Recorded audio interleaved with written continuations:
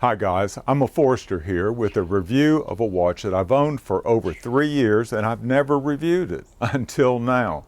It's the Samsung Watch 4 Classic. Now this is the smartwatch that I settled on after my frustration with all the Fitbits that I owned. The Fitbits just wore out too quickly, but this Watch 4 is still going strong after 3 years. So you might wonder, why haven't I reviewed it until now? And there's really just one simple reason. There are so many features and functions built into this watch that I was a little bit intimidated to try to cover them all in a video for YouTube. Why review it now then? Because I think this Watch 4 is simply the best buy on the market right now for smartwatches. Samsung has continued to evolve this series of watches. Right now the current watch that they're advertising a lot is the Watch 7, but it goes for a high price, over $300 is what I'm seeing. This Watch 4, I think I paid over $400 for it 3 years ago, but now you can buy this watch for under $100 on Amazon. I'll put a link in the description box below in case you're interested. So what are my favorite features about this Watch 4? Well, one is that it's very comfortable. So it has a very narrow 20mm band. It's very lightweight, and often I forget I even have it on. The other thing is that there's a lot of information available at a glance of the watch face. So I get the time and date, I get the number of steps I've walked, there's weather information, and also battery charge information. And once you delve into it, there's tons of other information available through apps on the watch. Let's go inside and I'll go over some of my favorite apps on this watch. Okay, here we are inside. I want to give you a little bit closer look at this watch. And this is the Galaxy Watch 4 Classic. This is the box that it came in. Long, narrow box, and the details are on the back. I wanted to give you a close-up of that so you can see some of the details. It has Bluetooth, Wi-Fi, and GPS. It's got the 46mm face because I have larger wrists. That fits me better. 20mm standard strap. So there's the details. I'll set the box out to the side. We won't go over the owner's manual or anything like that. But this is the watch, and there the face just lit up. It's got several things on the face, and you can access it with either of these two pushers over here. Let's push that one, but over here on this side is the weather information. It's cloudy and 52. You have the time, it's 10:12, and the date is the 18th. Okay, here's the step count, 1,213 steps. And then the battery charge I want to talk about just a little bit. So it shows that there's 16% charge left on the battery. And typically I try to get 2 days wear of this out of one charge. Now this was fully charged yesterday morning. I wore it all day yesterday, last night, and I've used it a lot this morning in just reminding myself what all the features are on this watch, and that's why it's down to 16. Normally I could wear this all day today, the second day, and then charge it in the evening.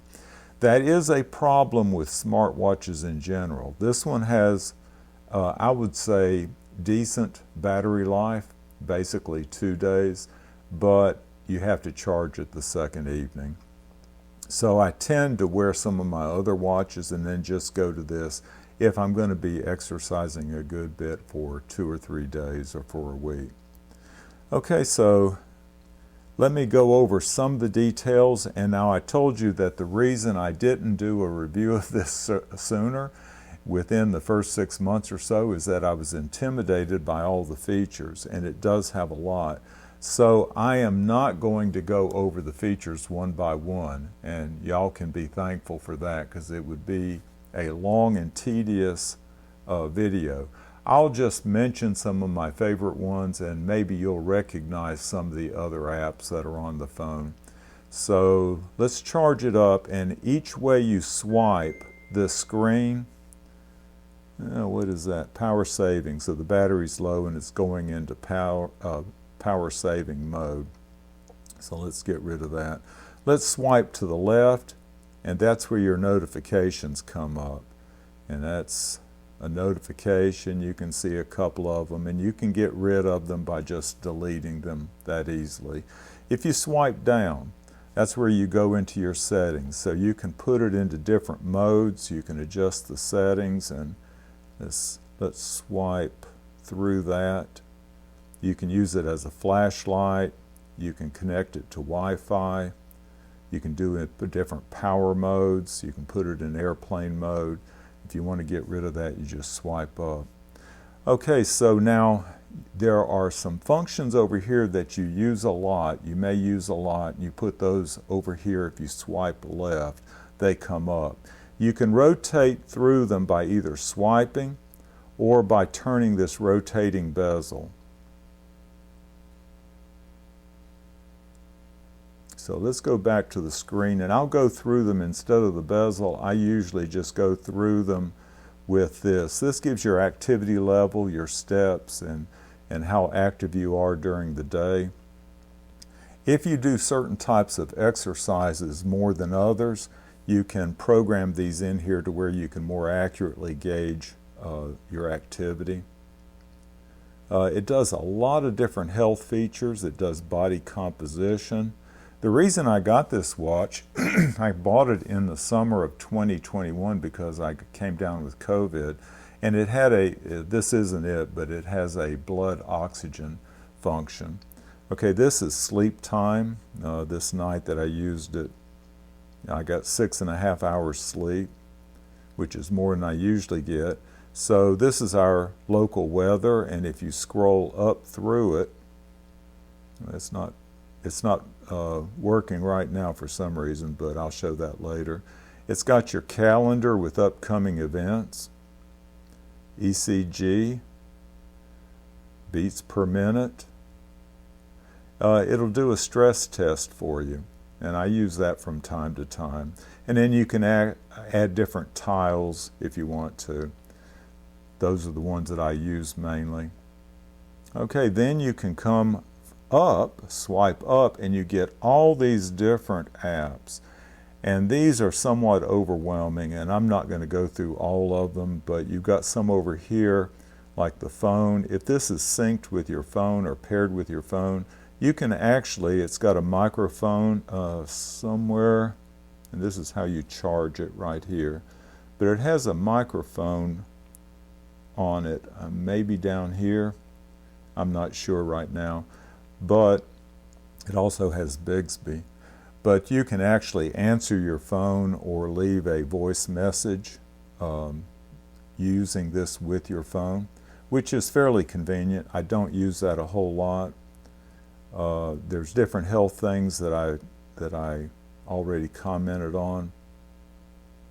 So some of these are standard icons. You've got a calendar, you've got a timer, a stopwatch, an alarm clock. You can sync your pictures with this and actually look at the pictures and send them. It's got a voice recorder right there in the center. I won't bring all these up. I'll do that one just to show you. So I need to allow that to work in settings.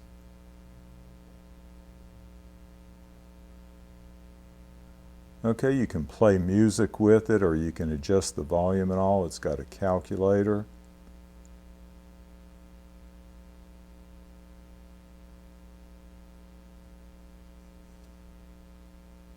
You can use Samsung Pay. Since this is a Samsung watch, you can pair it with your phone and use it to pay bills with Samsung.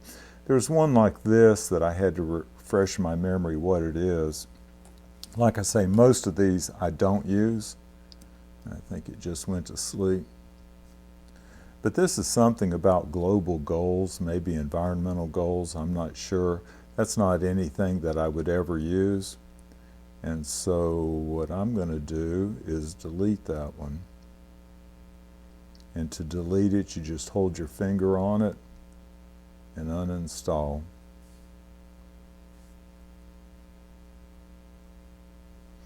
All right, but there's the watch. I'll put it back on the home screen, and it just got deleted.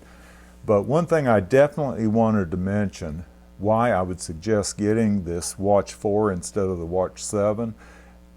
It costs a lot less, and also at least once per year the software is upgraded, so they come out with new watch faces and improved features. So it's almost like getting a new watch. You can buy a cheaper one and then get it upgraded over time to the same capabilities, I think, as a brand new watch. So why would you pay 3 to 4 times as much for a Watch 7 when you can get a Watch 4 Classic and just have it upgraded? I'll put a link in the description box below, and y'all take care.